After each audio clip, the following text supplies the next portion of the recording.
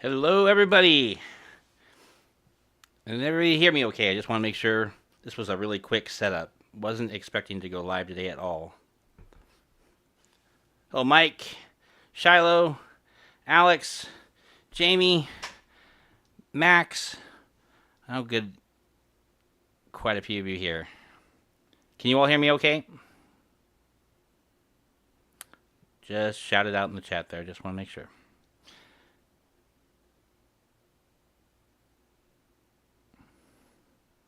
Wonderful. Okay.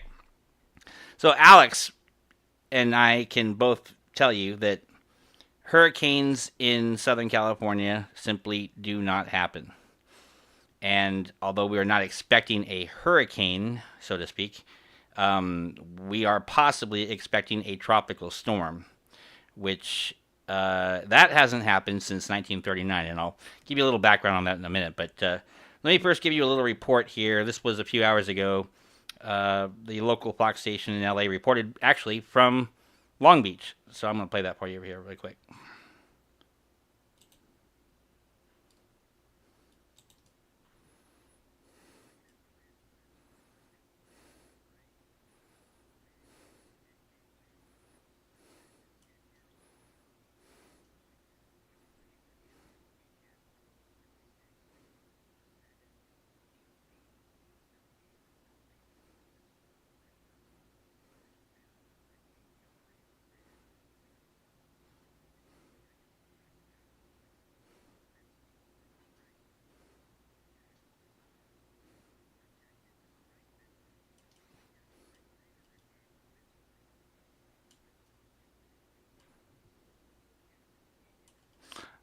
Oh dear.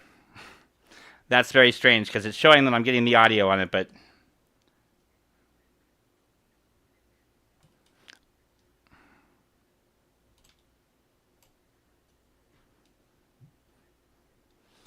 okay. Well, I'll go ahead and I'll pause that then. Yes, I do not know why I'm not getting sound. It's registering. That is very interesting.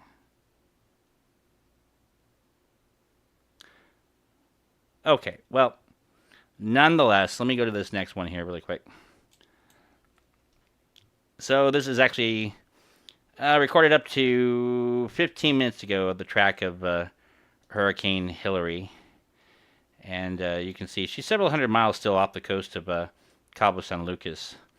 But every track that is forecast brings the storm up through Southern California. The question is going to be, will it pass to the east of San Diego or the west of San Diego? If it passes to the east of San Diego, its impact on the Long Beach area actually won't be too great.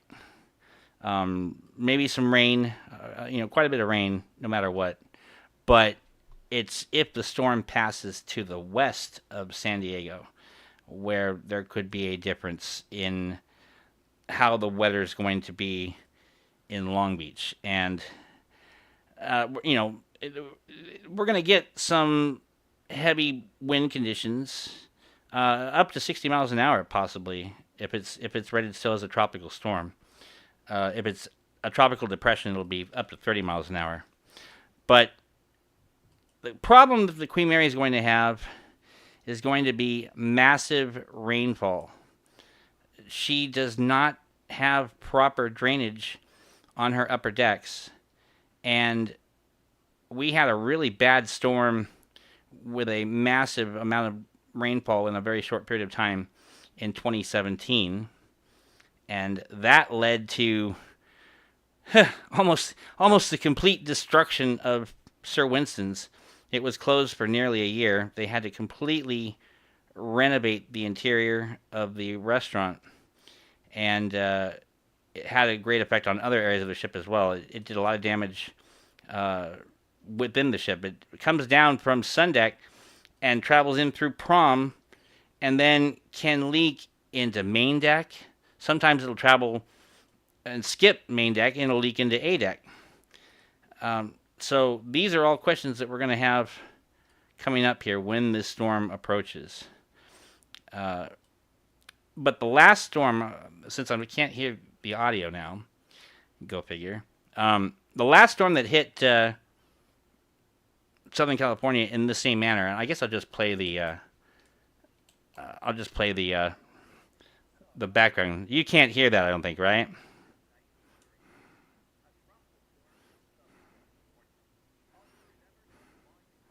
See if anybody can hear that. Anybody hear that?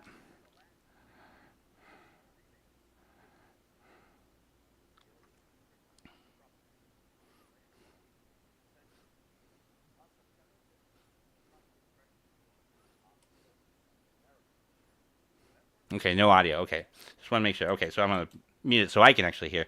Okay, so I'll let this play while we're going on. So this storm actually is going to be very similar in how the storm in 1939 hit, which this one actually passed by San Pedro and Long Beach, so it had a great effect in the Long Beach area. Um, let's see. I saw somebody ask a question. Do I need to put all my plants inside? Yeah, I would. We're still gonna have the possibility of high wind.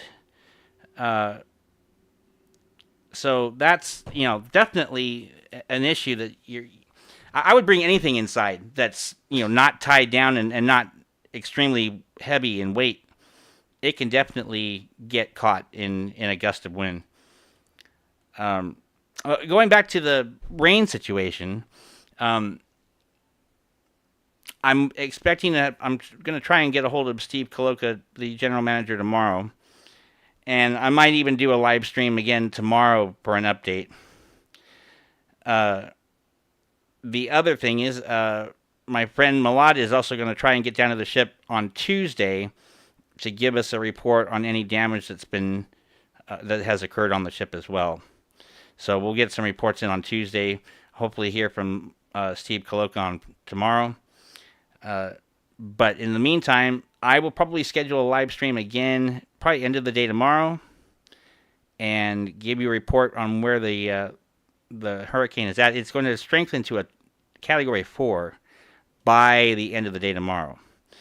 But when it starts to hit land in Mexico on the Baja coast, it will be barely a Category 2 down to a Category 1. By the time it reaches the California border, it should not even be a Category 1. So, but this is all kind of unprecedented. Never had this happen in my lifetime. No, since 1939. So we're going to play it by ear, but we're not expecting catastrophic hurricane conditions. Queen Mary is not going to blow over. The funnels aren't going to blow off.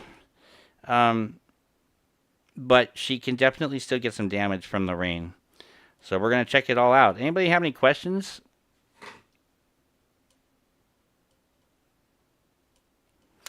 Thunder and lightning could possibly be an issue too, but there's not a lot of thunder and lightning with the majority of a tropical storm, except near the center of where the eye would appear.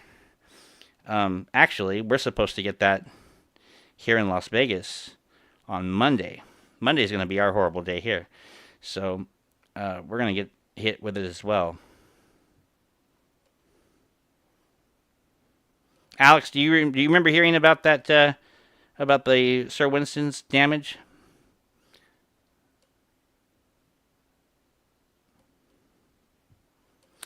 Could the high winds, Jamie wanted to know, could the high winds and waves come over the rock barrier?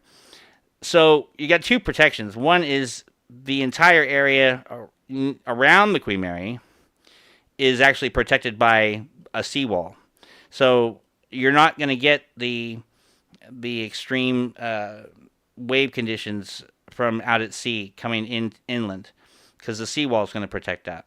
And then what does come, if there are some winds in the immediate area, it's not going to leap. They're not going to lap over the rock jetty around the Queen Mary itself. So there's no worry about that.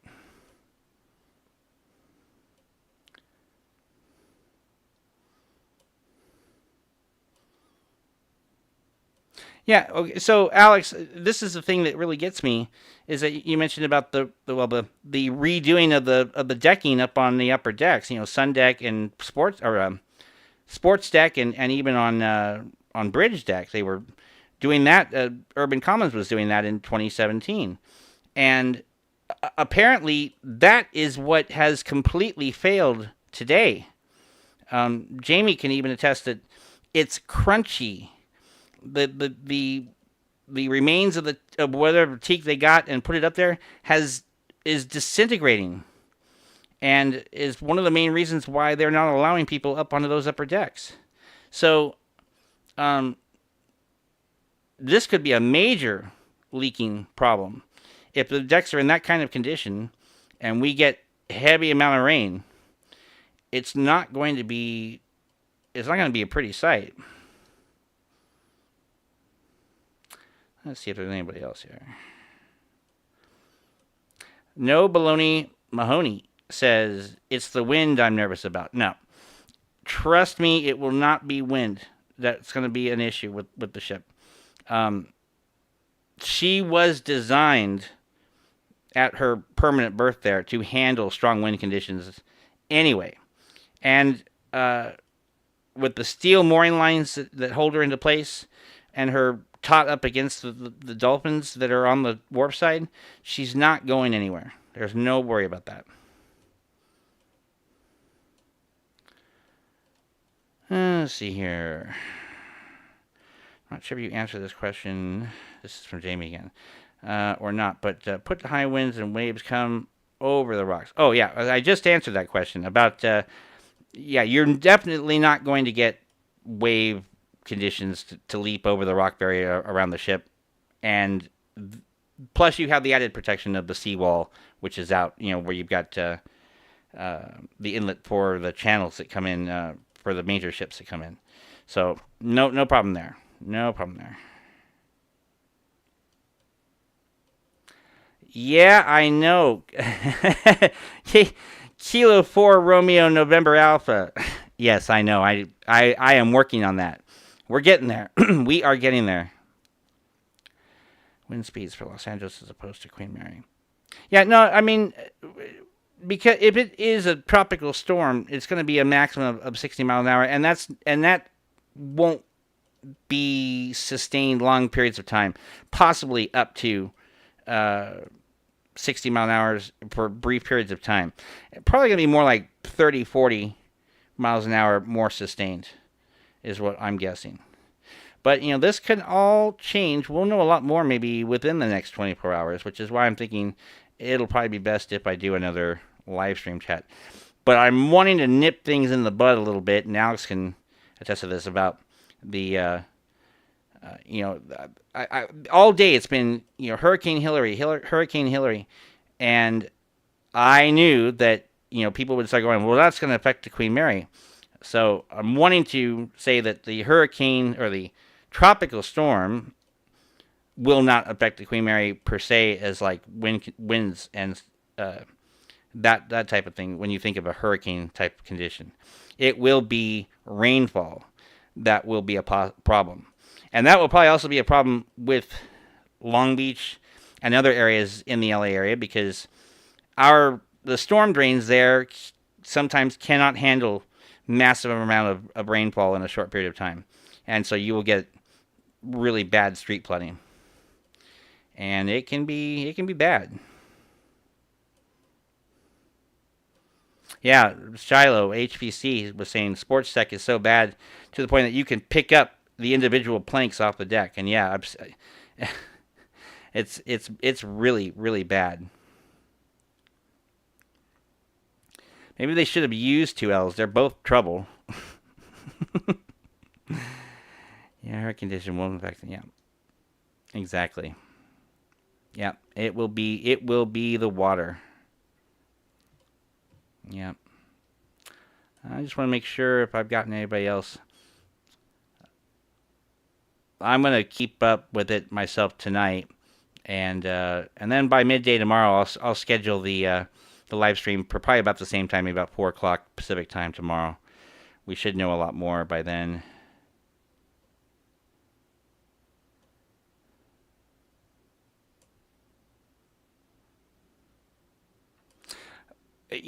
Alex, you were saying about portholes. They have been doing a pretty good job in closing a lot of portholes that I knew used to be open. Um, they've done a pretty good job going down into the lower decks to do that. I'm My concern is still those upper deck areas. Not to mention all the recent plywood decking they've done on the aft areas of prom deck, sun deck. Um, we're gonna find out if their plywood decking is going to hold through a major rainstorm. Absolutely.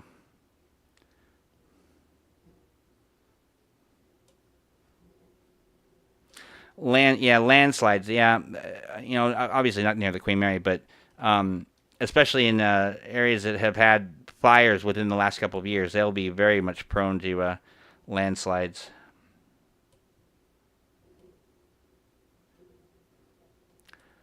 Okay, so.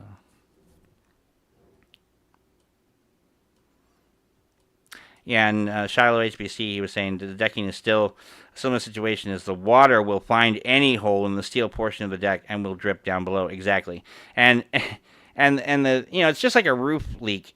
Um, you'll get a drip somewhere coming into the interiors, and it could actually be from a leak on the upper deck, that's hundreds of feet away from where it's actually coming into the interior, because it'll trickle its way through walls and through uh, uh, the girders, the deck girders, and just find its way until it works its way out.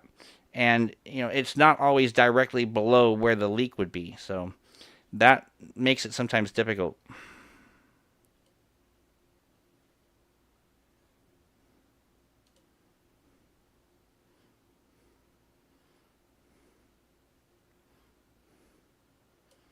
I'd agree with that. A volunteer crew to at least maybe batten down the hatches, at least, for sure.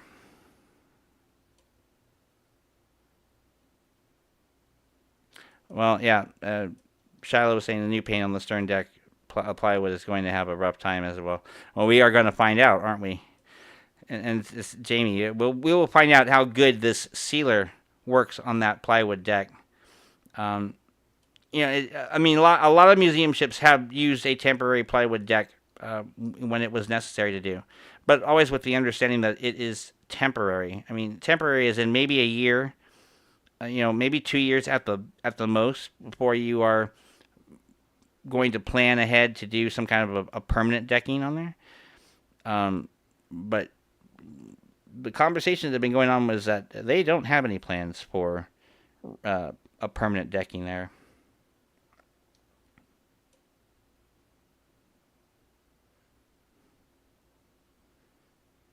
Yeah, and it's tough. I mean, even being in Las Vegas, I'm only 4 hours away, but that that kind of gets to you. That drive even gets to you after a while, but I don't mind it so much.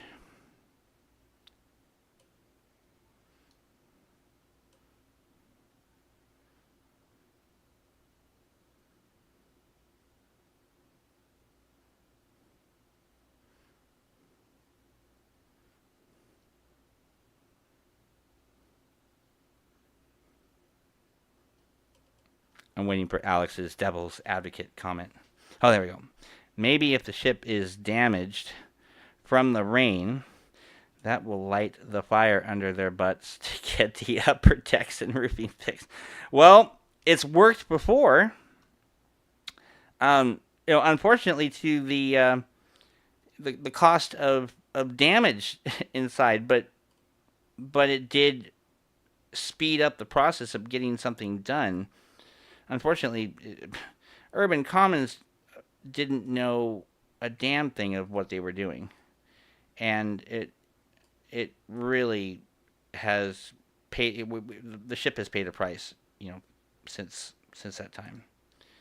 I wish Urban Commons never existed, but you know, I don't think there's anything we can do about it now.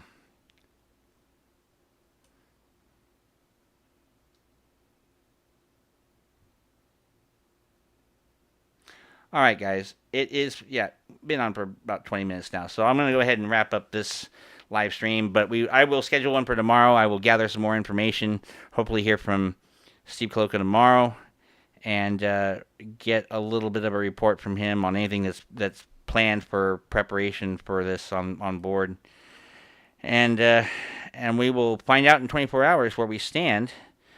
I don't know if I'm going to go back to this really quick, but they bring up the cone of uncertainty. And I'll see if I can bring this up a little bit here.